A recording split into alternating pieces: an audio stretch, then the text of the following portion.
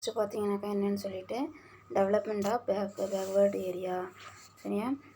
பின்தங்கிய பகுதிகளை மேம்படுத்துதல். Capital market provide fund for project in backward area. They facilitate economic development of backward area. Long-term fund are also provided for development project in backward and rural area அப்படிங்கிறாங்க. பின்தங்கிய பகுதிகளை மேம்படுத்துதல். மூலதன சந்தை பின்தங்கிய பகுதிகளில் திட்டங்களுக்கு நிதி உதவி வழங்குகிறது. கேபிட்டல் மார்க்கெட் என்ன பண்ணுறாங்கன்னு சொல்லி பார்த்தீங்கன்னா பேக்வேர்டு ஏரியாவுக்கு என்ன பண்ணுறாங்க, ஃபினான்ஷியல் லெவலில் ஹெல்ப் பண்ணுறாங்க.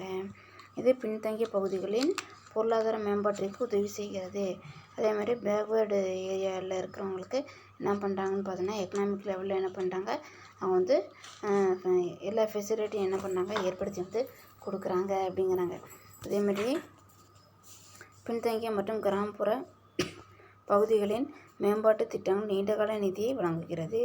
அதேமாரி பார்த்தீங்கன்னாக்கா long term fund are also provide for development project in backward area. சரிப்பா, rural area backward or rural ஏரியாவுக்கு என்ன பண்ணுறாங்க, லாங் டேர்ம் ஃபண்ட் என்ன பண்ணுறாங்க ப்ரொவைட் பண்ணுறாங்க. அதேமாரி இதில் பார்த்தீங்கன்னா ஃபாரின் கேபிட்டல்னு சொல்லி பார்த்தீங்கன்னா அயல்நாட்டு மூலதனம். Capital market makes possible to generate foreign capital. Indian firms are able to generate capital fund from overseas market by way of bonds and other security. Government has liberalized foreign direct investment (FDI) in the country. This not only bring in foreign capital but also foreign technology which is important for economic development of the country. சரியா? அயல்நாட்டு மூலதன சந்தை அயல்நாட்டு மூலதனத்தை திரட்ட உதவி புரிகிறது. சரியா? கேபிட்டல் மார்க்கெட் என்ன பண்ணால் ஃபாரின் கேபிட்டல் என்ன பண்ணுறது ஜெனரேட் பண்ணுறது பாசிபிளாக நம்மளுக்கு பாசிபிளாக ஏற்படுத்தி கொடுக்குது. அதேமாதிரி நெக்ஸ்ட்டு பார்த்தீங்கன்னாக்கா இந்திய நிறுவனங்களின் பத்திரங்கள் மற்றும் இதர பத்திரங்கள் மூலம் அயல்நாடு மூலதன நிதி திரட்ட வழிவகை செய்கிறது. சரியா? அதேமாதிரி Indian firm are able to generate capital fund overseas market. சரியா? அதேமாதிரி என்ன பண்ணுறாங்கன்னு பார்த்தீங்கன்னாக்கா இந்திய நிறுவனம் பத்திரங்கள் மற்றும் இதர பத்திரங்களை அயல்நாடு மூலதன நிதி நம்ம திரட்டுறதுக்கு வழிவகை செய்கிறாங்க. அதேமாதிரி அரசு தாராளமயமாக்கல் மூலம் அந்நிய முதலீடுகள் திரட்டுகிறது. சரி, அதேமாதிரி என்ன பண்ணுறாங்க, government has liberalise foreign direct investment இன் இந்த கண்ட்ரி. சரி, டைரக்ட் இன்வெஸ்ட்மெண்ட் என்ன பண்ணுறாங்கன்னு பார்த்தீங்கன்னாக்கா என்ன பண்ணுறாங்க, அதில் டைரக்ட் இன்வெஸ்ட்மெண்ட் பண்ணுறாங்க. மூலதன நிதியை திரட்ட வழிவகை செய்கிறது. அரசு தாராளமயமாக்கல் மூலம் அந்நிய முதலீடுகள் திரட்டுகிறது. சரியாப்பா? அதேமாதிரி கவர்மெண்ட் என்ன பண்ணுறாங்கன்னு பார்த்தீங்கன்னாக்கா லிபரலைஸ் மூலமாக என்ன பண்ணுறாங்க, ஃபாரின் டைரக்ட் இன்வெஸ்ட்மெண்ட் என்ன பண்ணுறாங்க கலெக்ட் பண்ணுறாங்கங்கிறாங்க. அதேமாதிரி முதலீடு மற்றும் பொருளாதார மேம்பாட்டுக்கு தேவையான அந்நிய தொழில்நுட்பங்களை நம் நாட்டிற்கு கொண்டு வருகிறது. அதேமாதிரி என்ன பண்ணுறாங்கன்னு சொல்லி பார்த்தீங்கன்னாக்கா நம்ம நாட்டுக்கு என்ன தேவையாக இருக்குதோ கேபிட்டல் என்ன இருக்கோ ஃபாரின் டெக்னாலஜி என்ன பண்ணுறாங்கன்னு பார்த்தீங்கன்னாக்கா அவங்க கொண்டு வராங்க.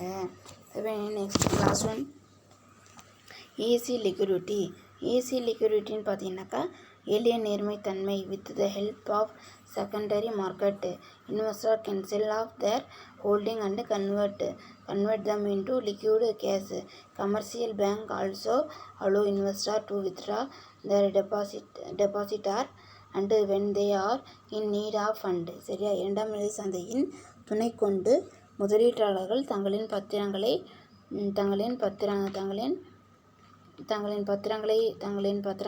என்ன பண்ண முடியும்னாக்கா முதலீட்டாளர்கள் துணை கொண்டு தங்களின் பத்திரங்களை விற்று நீர்மை ரொக்கமாக மாற்ற வழிவகை செய்கிறது. சிறப்பாக ஈஸியாக என்ன பண்ணிக்கலாம்னு பார்த்தீங்கன்னாக்கா லிக்விடிட்டி கன்வெர்ட் பண்ணிக்கலாம். லிக்விடிட்டிக்கு தன்னோட செகண்டரி மார்க்கெட்டில் தன்னோட செக்யூரிட்டிஸை விற்று சரியா தன்னோட தன்னோட செக்யூரிட்டி ஆர் பாண்ட்ஸை விற்று என்ன பண்ணுறாங்கன்னு சொல்லி பார்த்தீங்கன்னாக்கா அவங்க என்ன பண்ணிக்கலாம், ரொக்கமாக கேஸை ஈஸியாக கேஸாக என்ன பண்ணிக்கலாம்னு சொல்லி பார்த்தீங்கன்னா மாற்றுறதுக்கு என்ன பண்ணிக்கலாம், அவங்க ஏற்பாடு பண்ணிக்கலாம் அப்படிங்கிறாங்க. முதலீட்டாளர்கள் அதேமாதிரி முதலீட்டாளர்கள் அவர்களது தேவையின் பொழுது வைப்புகளை எடுக்க வணிக வங்கிகள் அனுமதிக்கின்றனர். அதேமாதிரி என்ன பண்ணுறாங்கன்னு சொல்லி பார்த்தீங்கன்னாக்கா கமர்ஷியல் பேங்க்ஸ் வந்து என்ன பண்ணுறாங்க, இன்வெஸ்டர் வந்து அவங்களோட டெபாசிட்டை வந்து என்ன பண்ணுறாங்க, எடுக்கிறதுக்கு அவங்களுக்கு வந்து தேவையான அனுமதி வந்து கொடுக்குறாங்க அப்படிங்கிறாங்க. அதேமாதிரி இந்தியன் கேபிட்டல் மார்க்கெட்டு நெக்ஸ்ட்டு பார்த்தீங்கன்னாக்கா என்னென்னு சொல்லிட்டு இது என்னென்னு சொல்லி பார்த்தீங்கன்னாக்கா இப்போ நம்ம வந்து பார்த்தது என்னது, functions and important of capital market. சரியாப்பா, ஃபங்க்ஷன்ஸ் அண்டு இம்பார்ட்டன்ட் ஆஃப் என்னது capital market. Next Indian capital market evaluation and growth. சரியா, இந்திய மூலதன சந்தை தோட்டம் மற்றும் வளர்ச்சி. இந்த period between 1947 and 1973 marked the development of infrastructure for capital market. During the period,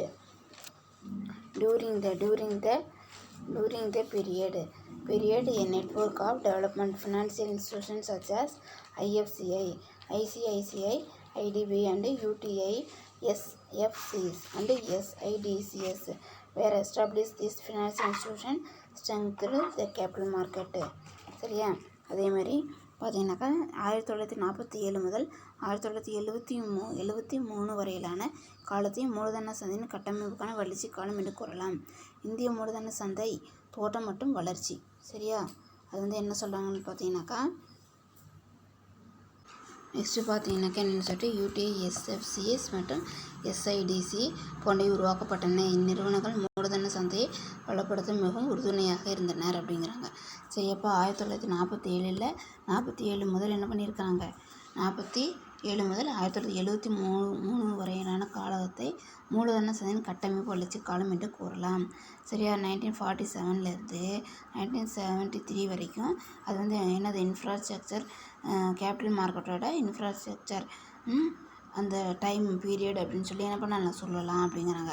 இந்த காலகட்டத்தில் என்ன பண்ணிடுறோம், during this period network of development financial institution என்னென்னு பார்த்தீங்கன்னாக்கா இதில் வந்துட்டு வளர்ச்சி காலம், இக்கால மேம்பாட்டு நிதி நிறுவனங்களை என்னென்னு சொல்லி பார்த்தீங்கன்னாக்கா IFCI, ICICI, IDBI, UTI, ISFC மற்றும் SIDC போன்றவை உருவாக்கப்பட்டன. இதெல்லாம் என்ன பண்ணாங்கன்னு இந்த காலகட்டத்தில் தான் என்ன பண்ணாங்க, 1947லேருந்து 1973 வரைக்கும் என்ன பண்ணாங்கன்னு பார்த்தீங்கன்னாக்கா இந்த பேங்க்கில் என்ன பண்ணாங்க, அப்போ அந்த காலகட்டத்தில் தான் 1947லேருந்து சுதந்திரம் கிடச்ச அப்புறம். சரியா, அப்போ இருந்து என்ன பண்ணாங்க அது வந்து 1973 வரைக்கும் இதெல்லாம் என்ன பண்ணாங்கன்னாக்கா உருவாக்கினாங்க அப்படிங்கிறாங்க.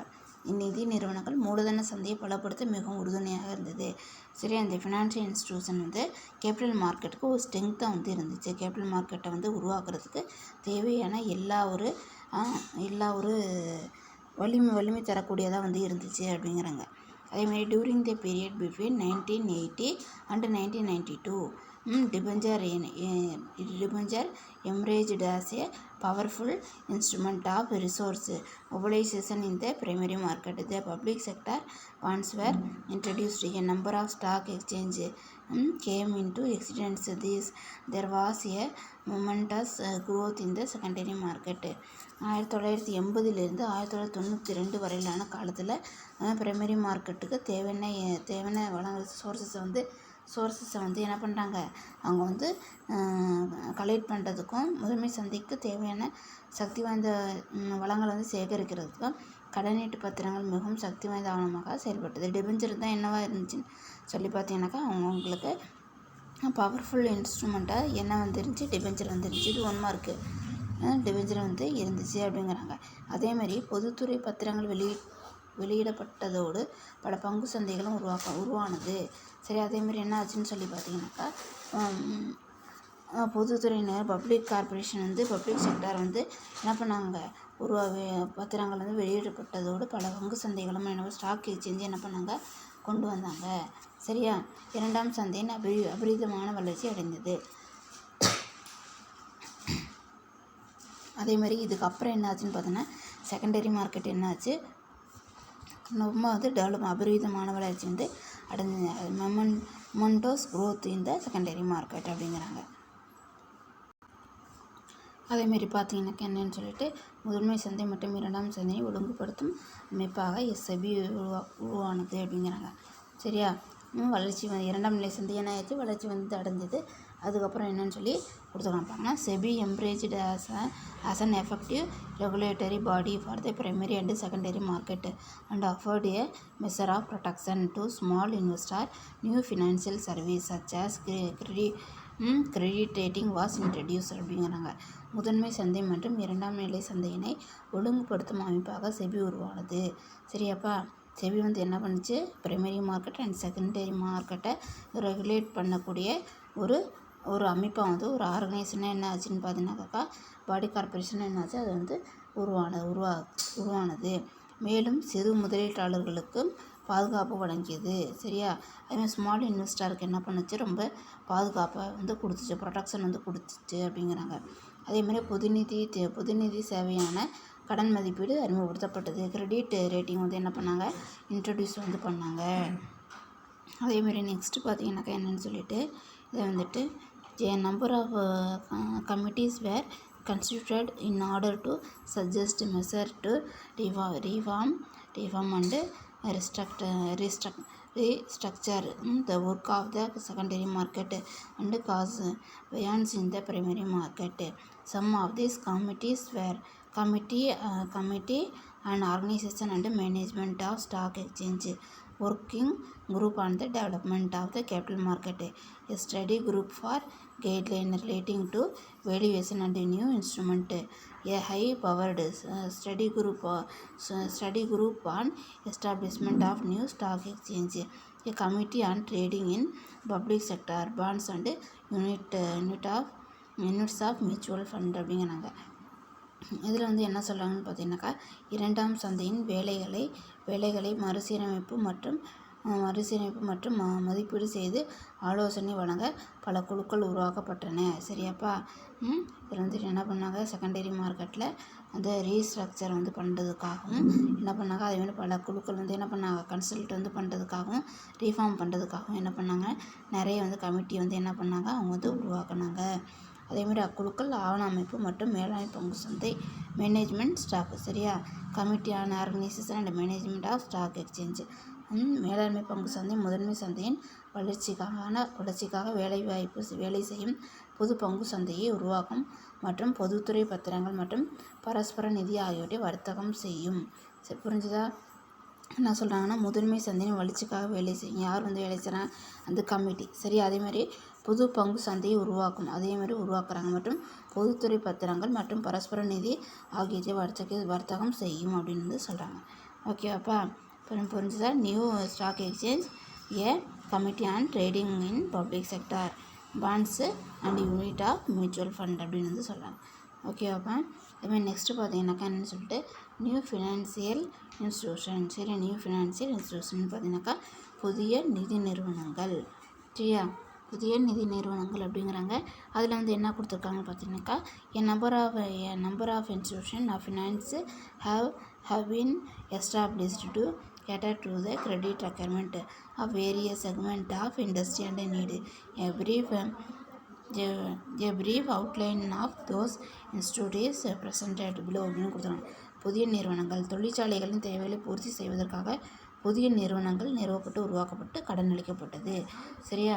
தொழிற்சாலைகளோ இண்டஸ்ட்ரியலோட என்ன பண்ணாங்க, தேவை பூர்த்தி செய்கிறதுக்கு புதிய நிறுவனங்களை என்ன பண்ணாங்க, அவங்க உருவாக்கி என்ன பண்ணாங்க, அவங்களுக்கு கடன் வசதியை என்ன பண்ணாங்க சொல்லி பார்த்தீங்கன்னாக்கா, கடன் வசதிகளை என்ன பண்ணாங்க, அவங்க கொடுத்தாங்க. சரி, அதில் என்னென்ன என்ன பண்ணிக்கலாம், நம்ம பார்க்கலாம்.